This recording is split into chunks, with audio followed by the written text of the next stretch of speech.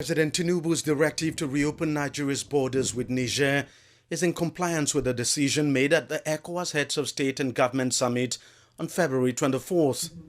Following interventions by respected elder statesmen like Nigeria's former head of state Yakubu Gowon, regional leaders decided to leave the sanctions imposed on the four countries.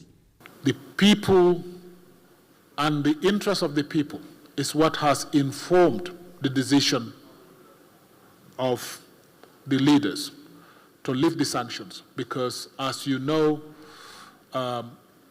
although it is not the intention of the leaders, sanctions do affect citizens in one way or another, and the leaders deem it important to really take measures that will alleviate any possible suffering for the ordinary person. So it is on humanitarian grounds that the leaders have taken this decision.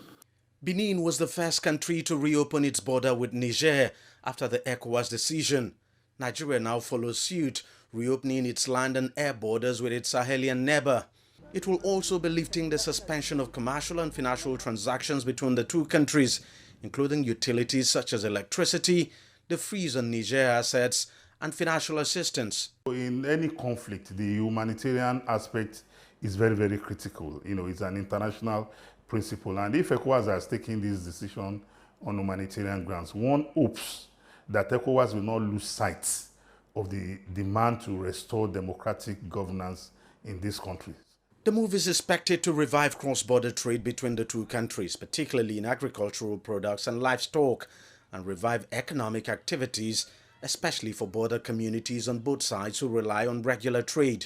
Niger is bordering about 8 states or 9 in Nigeria, namely Borno, Yobe, Kano, Katsina, Sokoto, Zamfara, Kebbi are all bordering the Republic of Niger. Since the closure of border and imposition of sanctions, poor people, especially children and women, have been exposed to untold hardship. Authorities in Niger have so far not issued a formal statement on Nigeria's reopening of the border, but it will no doubt come as a big relief for ordinary citizens of the country. It remains to be seen, however, what impact this whole episode will have on ECOWAS's reputation. A lot of persons one has spoken to have been very disappointed. Some persons even said, we predicted this. But be that as it may, as West Africans, we must demand that ECOWAS ensure that part of the conditions will be continuous engagement on restoration of democratic rule to those countries.